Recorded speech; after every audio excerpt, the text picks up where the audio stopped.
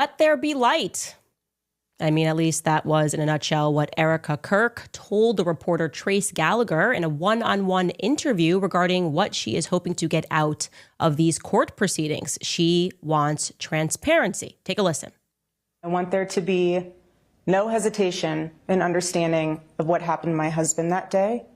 I want there to always be full transparency, because what I don't want to have happen is for there not to be, and then I am relying then on social media and other news outlets to explain the narrative rather than saying, hey, this is what happened. This is what here's all of the, it's just as hard, all of the facts on the table for you guys to see. And you guys can see on full display what happened to my husband. And there is no ifs, ands, or buts or confusion as to who did it and why. I don't believe her at all. That wasn't convincing. I don't know what was hard about getting that sentence out. That seems remarkably rehearsed. It almost just seems like she forgot a line. Nothing in her eyes there makes you believe it. She's telling the truth. But beyond the eyes, just the actions, right? You can judge people by their actions. Erika, if she truly wanted more transparency, she could provide it, because you don't need it in a courtroom. We actually do not need to turn to the courts to have the public understand what happened on that day, because before the courts even got involved, the first people that had access to exactly what happened in 4K, as Tyler Boyer said, was Turning Point USA. They seized the cameras. I was one of the people that called and personally requested to view the tapes. I said, we don't have to release them. I just want to see the tapes. And they were immediately cagey. They've been cagey about information. They've been changing information for saying, oh, I didn't realize that we lied about this or we lied about that. So making this public plea to the courts, I don't know. I think that it stands in stark contrast to the actions that are available to Erika Kirk as the CEO and chairman of this massive organization. But exactly how massive? Here we go. Ready? Dear Erika, I thought it best to do this publicly. I think public conversations keep everybody honest. And there are some things that certainly need to be clarified, because sometimes the gap between the truth and the lie is what happens behind closed doors. You and Charlie began dating in earnest in 2019, and in retrospect, it was accompanied by a season of a lot of change. For one, I was getting married and virtually, therefore, joined at the hip with my fiance. He was sort of a new third wheel at all of our events. A few months later, on May 1st, the public was informed that I was resigning from my position as the communications director of Turning Point USA. Now, there has been a lot of public speculation as to what led to that decision. The media ran with it was anti-Semitism or some disagreement about Kanye West, but that wasn't true. None of that was true. The truth, and I think that you very well know what the truth is, because you were around for it, is that Charlie and I had a disagreement which fractured my trust in him. He did something that he had never done before. He lied to my face about money. Now, in retrospect, I believe that the manner in which I discovered the lie might have been by design, but there's no need for us to delve into conspiracy when the facts are plenty enough. Charlie had taken a meeting down in Florida with Ike Perlmutter at Mar-a-Lago. It was a fundraising meeting.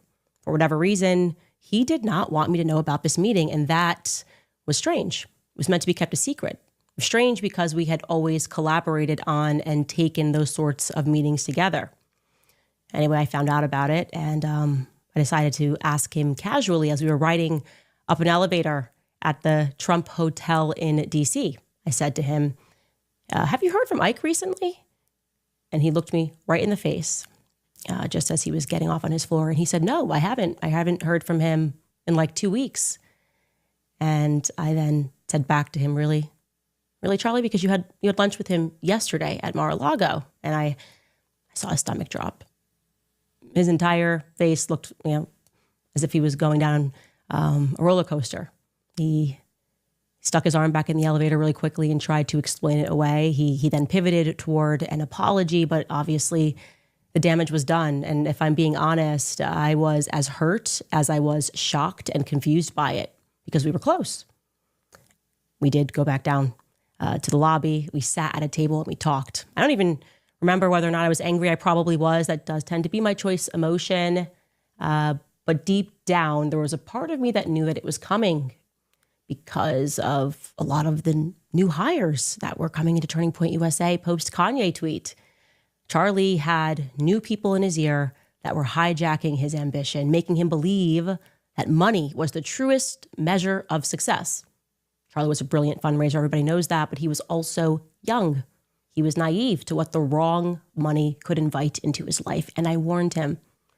I warned him specifically about Stacey Sheridan. Everything about her made my skin crawl. And I suspected she and Tyler had something to do with it.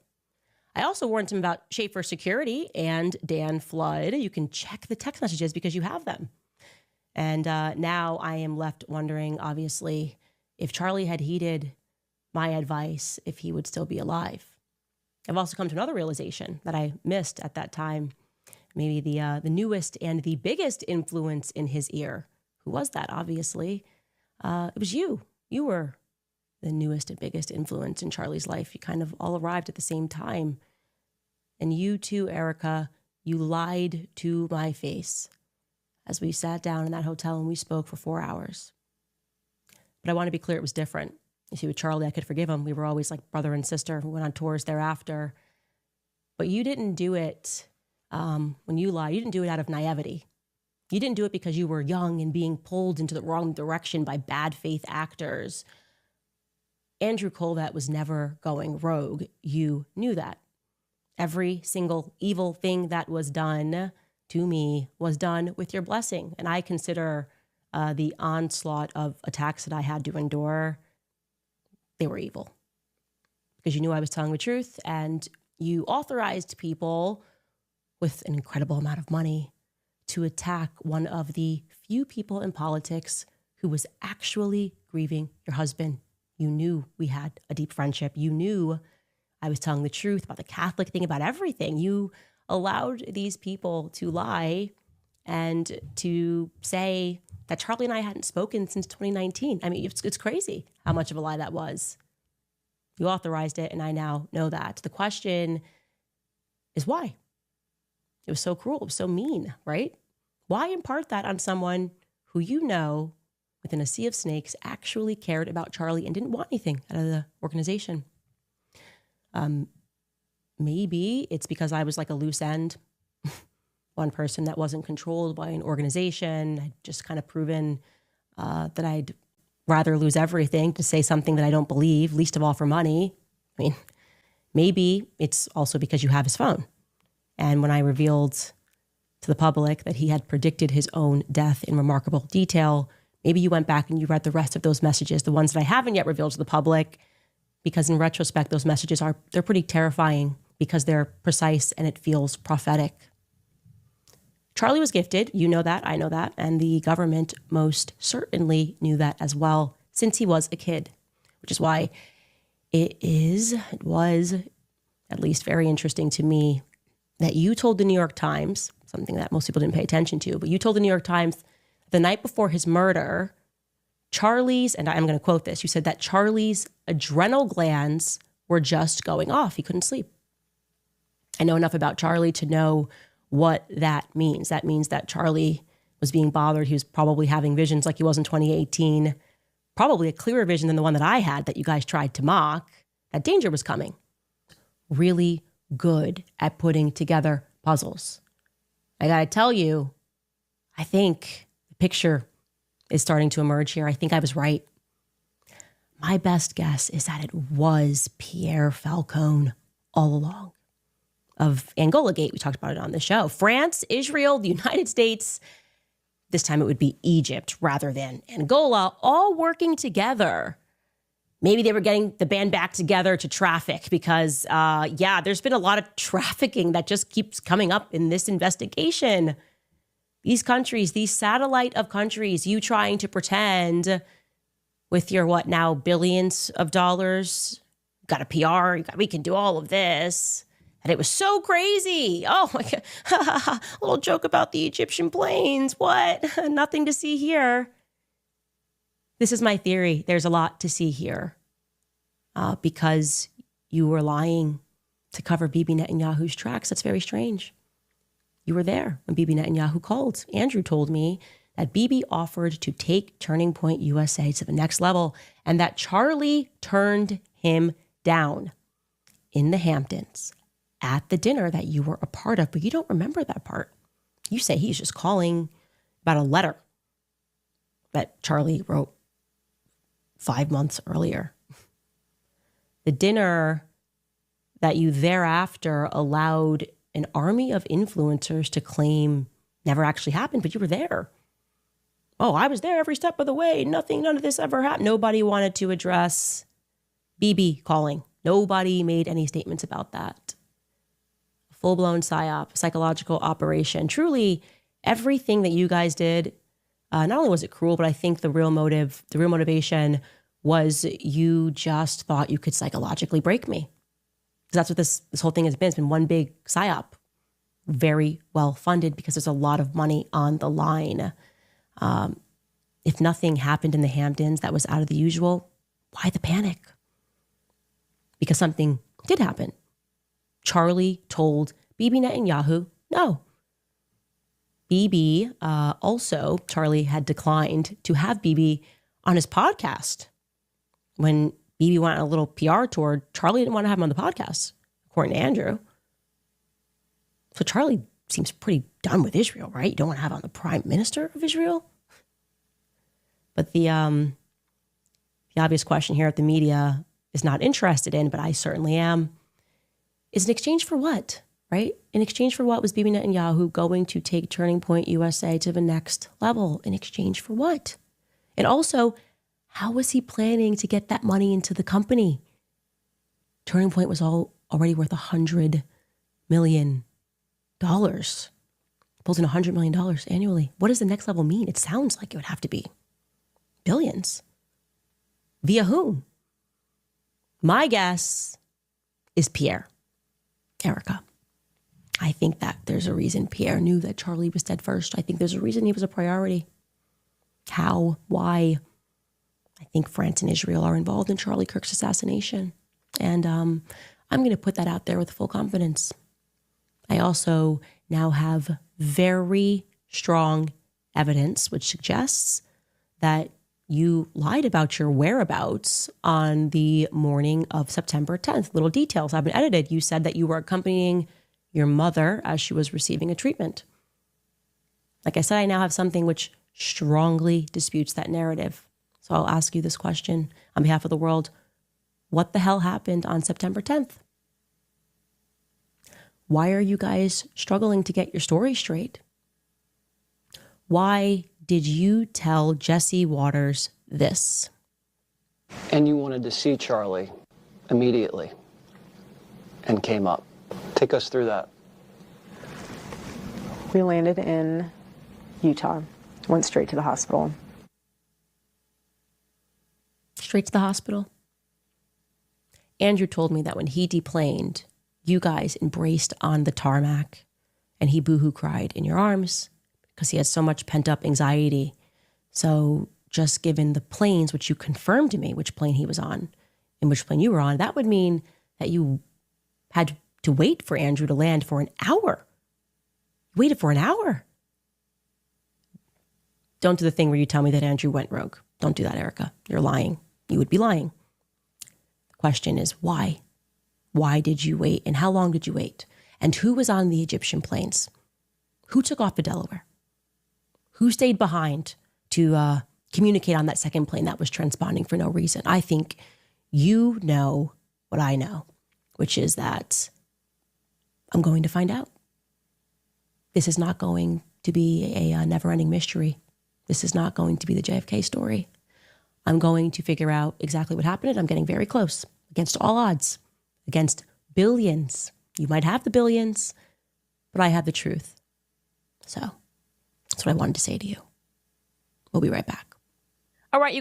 By the way, I forgot to mention, Erika, if you could do me a favor. Doug DeGroot, that board member that announced you as the CEO, and made it really biblical. Could you send him my regards? I know he was meeting with Mikey the other day. They were discussing how to invest money. It's so weird. Mikey went straight from high school was just Charlie's intern assistant, and now he's sitting down with board members and discussing how they should invest into restaurants. Just send him my regards, because we're everywhere and we're watching and we're listening. The whole world is invested in solving this, and so hi, Doug. Starting a GoFundMe because they didn't get anything. They didn't get a bonus. They got nothing. And they have put this up on GoFundMe, the Purge Fallout Fund. I believe this is supporting 8 employees. And so I wanted to promote this, and I'm hopeful that Erika can donate to it. Maybe. I mean, could they get $100 for 20-hour days? Get $100 so they can get a grieving counselor. Maybe they can buy himself a dog to pet. I think that would be great if Turning Point USA. I can't believe that they raised $250 million and these people are on GoFundMe. It's so far beyond the realm of okay. It's just so evil. It's also evil that we're going to have to donate. It's us, everybody. If you got $1 to support these employees who were traumatized at watching their employer die, got 0 days off, then had to work 20-hour days through to the end of the year, through to AmFest, and then got fired without a reason. If you would like to support these employees, and you should, I'm certainly going to, you can head to the Purge Fallout GoFundMe campaign. We will take a brief break and we'll be right back. .com. I have so much more for you guys. I have been slow playing this, obviously, because they wanted to pressure me to put everything out instantly, but I'm not an idiot. I need to know every single person at that company who betrayed Charlie. I need to know every single one of them. I need to know the good guys and the bad guys. And anyways, what I have to show you guys next week is just going to completely blow your minds, because I'm beginning to work through how it all worked. And Charlie was completely and utterly infiltrated. Like I said, I know for a fact that $1 billion deal was real. It was not imagined. Erika and Justin Strife know exactly who Pierre is. Justin has met with Pierre. So is Erika. We have now a Spanish, a Portuguese, and a French channel. Good thing we have a French channel, because France is very involved. My instincts were correct. And how did I get there? Well, following the Egyptian planes. LOL. Ha ha ha ha. Right, Erika? Nobody from Egypt. Yeah. What about Israel? A lot of countries donating, I bet. Ha ha ha ha ha. What I think has happened is Charlie's gone. Charlie was the godly one there. Charlie, that's, like I said yesterday, the deal, when you do a deal with the devil, you no longer have access to the creative force. You have to steal, you have to lie, you have to cheat, but you can't create. You instantly just become stale. And that's what I am sensing and feeling at Turning Point USA. Now you have to rely on lawyers and legal letters. And yeah, that's what happens. Not billions, but I hope that this helps. Do not let these demons get away with it. Thank you so much. And truly, anybody that's giving right now, I'd rather you give to the employees. I mean, just what happened to them is so wrong. I can't believe we're saying it. Like I said, this feels crazy. We're in like crazy town right now. I'm asking you to give to employees that worked for an organization that made $250 million in a couple of months. This is crazy town. But again, we're the good people.